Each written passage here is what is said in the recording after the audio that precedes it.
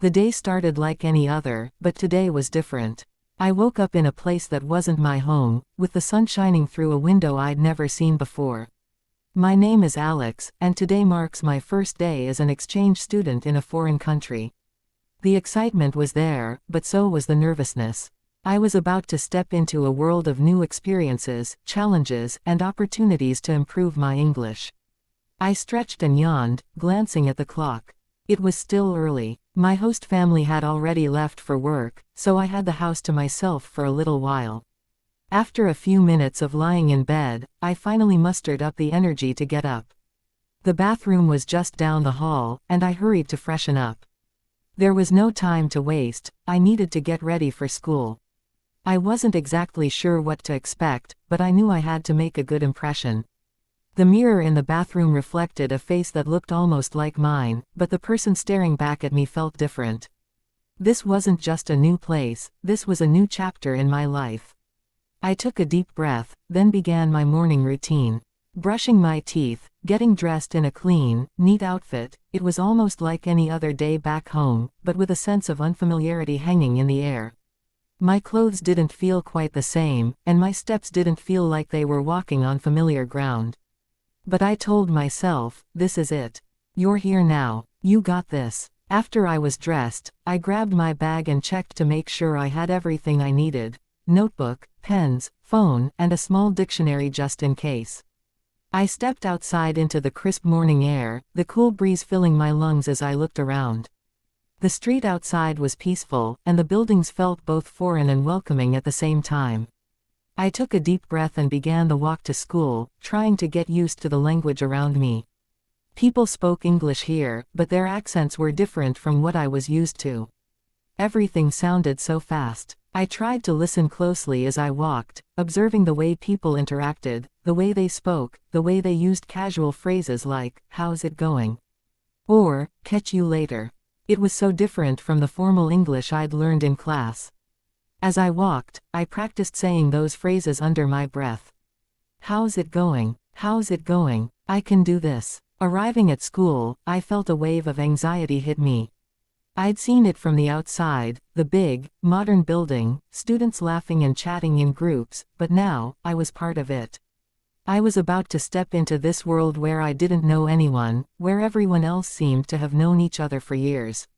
I could already feel the butterflies in my stomach. As I walked through the school gates, I saw a group of students laughing and talking. One of them, a girl with short hair and a big smile, waved at me. She came up and introduced herself as Emily. "Hey, you must be Alex, right? The exchange student?" she asked. "Yeah, that's me," I replied, trying to sound confident, but my voice felt shaky. "Don't worry, you'll get used to it here," Emily said, smiling. "I'll show you around." She took me to the principal's office where I got my schedule and a map of the school. I felt a little better knowing that I wasn't alone in this. She gave me a quick rundown of where everything was: the cafeteria, the library, the classrooms. "You'll be fine," she reassured me. When it was time for class, I walked into my first lesson, a history class. The teacher, Mr. Harris, was kind and welcoming, but I couldn't help but feel a little out of place. The class was conducted in English, but the speed at which everyone was talking was overwhelming. I tried to focus, scribbling down notes as best as I could. Some words were familiar, but others flew over my head. During the break, I sat alone in the courtyard, feeling the weight of being in a new environment. Everyone else seemed to know each other, speaking with ease and laughing together. It was moments like this that made me feel like an outsider, even though I was trying so hard to fit in. But then, Emily came over with two other students, Chris and Laura. They invited me to join them for lunch, which made me feel a little better. As we sat down, I realized they were talking to me in a slower, more patient way, helping me understand the conversation. The way they spoke to me wasn't in a hurry, they made sure I didn't feel lost. It felt like a small victory. "How's your first day going?"